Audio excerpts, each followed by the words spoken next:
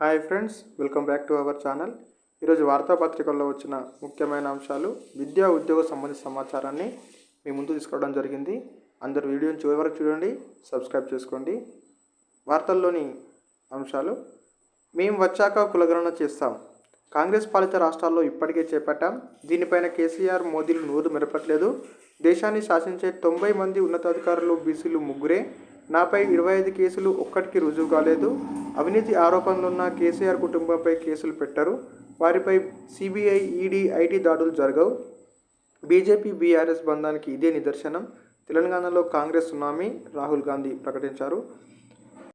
హోరెత్తిన Rahul rally, భారీగా తరలివచ్చిన కాంగ్రెస్ కార్యకర్తలు, భద్రతా కారణాలంటూ పోలీస్ ఆంక్షలు, వాహనం అదుపు తప్పి కొండా సురేఖకు స్వల్ప గాయాలు, రాహుల్ను కలిసిన రేవూరి ప్రకాష్ రెడ్డి.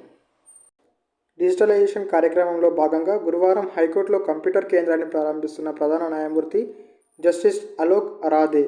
చిత్రంలో న్యాయమూర్తులు justice Sudhir Kumar, justice K Sharath, justice Nanda, justice Vinod కుమార్లు పాల్గొన్నారు. టీఆర్టీ ఫీజు చెల్లింపునకు నేడే తుది గడువు.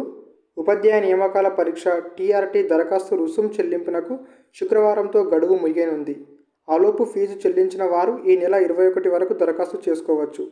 ఇప్పటి వరకు 1.38 లక్షల మంది ఫీజు చెల్లించగా వారిలో 1.33 లక్షల మంది దరఖాస్తులను సమర్పించారు. నవంబర్ 20 నుంచి జరగాల్సిన టీఆర్టీ ఆన్లైన్ పరీక్షలు తాజాగా వాయిదా పడడంతో మొదట్లో దరఖాస్తుల సమర్పణకు సాంకేతిక సమస్యలు వచ్చినందుకు రుసుం చెల్లింపు దరఖాస్తుల సమర్పణ గడువును పొడిగించాలని అభ్యర్థులు డిమాండ్ చేస్తున్నారు. పురుషులకు సంతాన నిరోధక ఇంజెక్షన్. క్లినికల్ ట్రయల్స్ పూర్తి చేసిన ఐసీఎంఆర్ గర్భాన్ని నివారించడంలో 99.02% సమర్థ పనితీరు. పురుషులు వినియోగించేందుకు వీలుగా తొలిసారిగా అభివృద్ధి చేసిన సంతాన నిరోధక ఇంజెక్షన్పై క్లినికల్ ట్రయల్స్ను భారత వైద్య పరిశోధనా మండలి విజయవంతంగా పూర్తి చేసింది. Reversible inhibition of sperm under గైడెన్స్గా పిలిచే ఈ సూది మందు సురక్షితమేనని తేల్చింది. గర్భ నివారణలో ఇది 99.02% సమర్థంగా పనిచేస్తున్నట్లు నిర్ధారించింది. ఆర్ఐఎస్యుజి వినియోగంతో తీవ్రస్థాయి దుష్ప్రభావాలేమీ ఉండవని కూడా ఐసీఎంఆర్ స్పష్టం చేసింది. డ్రగ్ కంట్రోలర్ జనరల్ ఇండియా అనుమతితో 25 నుంచి 40 ఏళ్ల మధ్య వయసున్న 303 మంది ఆరోగ్యవంతులైన ఢిల్లీ, ఉదంపూర్, లుధియానా, జైపూర్, ఖరగ్పూర్లలో ఐసీఎంఆర్ ఈ ఇంజెక్షన్కు సంబంధించిన ఫేజ్ 3 ట్రయల్స్ నిర్వహించింది. వారంతా కుటుంబ నియంత్రణ చికిత్స కోసం భార్యలతో కలిసి ఆసుపత్రులకు వచ్చిన వారే. క్లినికల్ ట్రయల్స్లో భాగంగా ఐసీఎంఆర్ ఒక్కో పురుషునికి 60 మిల్లీగ్రాముల ఆర్ఐఎస్యుజిని సూదిమందు రూపంలో అందించింది. వారిలో అజుస్పెర్మియా వీర్యకణాల నియంత్రణను సాధించడంలో ఆర్ఐఎస్యుజి సమర్థత కనబరిచింది. అదే సమయంలో గర్భ నివారణలో 99.02% సమర్థంగా పనిచేసింది. డిసెంబర్ 2 నుంచి ప్రో కబడ్డీ. అభిమానులను అలరిస్తున్న ప్రో కబడ్డీ లీగ్ మరో సీజన్కు సిద్ధమైంది. డిసెంబర్ 2న సీజన్ 10 ఆరంభం కాబోతుంది. 12 నగరాల్లో ఈసారి కొత్తగా లీగ్ జరగబోతుంది. ఈ విషయాన్ని పీకేఎల్ గురువారం వెల్లడించింది.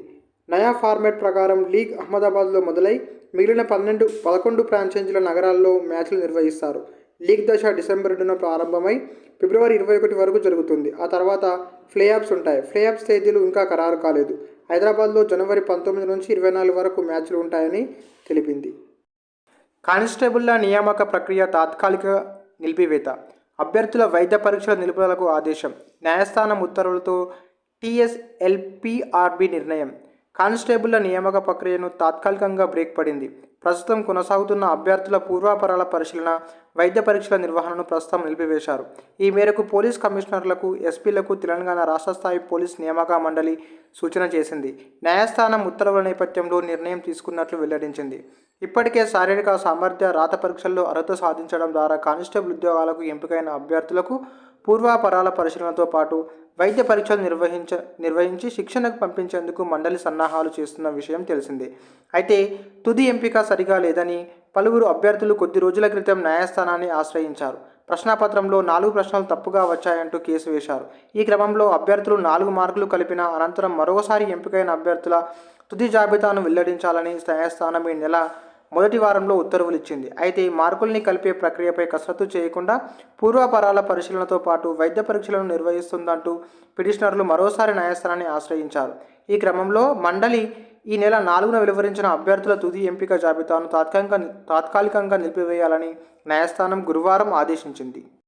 అమర రాజాకు golden peacock award for sustainability. Tirupati జిల్లా రేణిగుంటలో అమరరాజా ఎనర్జీ మొబిలిటీ లిమిటెడ్కు golden peacock award for sustainability లభించింది. లండన్లో బుధవారం నిర్వహించిన వేడుకల్లో అమరరాజా గ్రూప్ చీఫ్ సస్టైనబిలిటీ అధికారి ప్రశాంత్ తివారీ ఈ పురస్కారాన్ని అందుకున్నారు. ఈ సందర్భంగా ARE and M chairman MD Galla Ajay Dev మాట్లాడుతూ, ఈ అవార్డు రావడం తమ నిబద్ధతకు తెలియజేస్తుందన్నారు. తమ కార్యకలాపాలతో ఇతరులకు ఆదర్శంగా నిలుస్తున్నామని, తక్కువ కార్బన్ సమాజాన్ని సాధ్యం చేయడానికి, వనరులను సంరక్షించడానికి, సామాజిక పురోగతిని ప్రోత్సహించడానికి సరఫరాదారులు, వినియోగదారులతో భాగస్వామ్యం కలిగి ఉన్నట్లు పేర్కొన్నారు.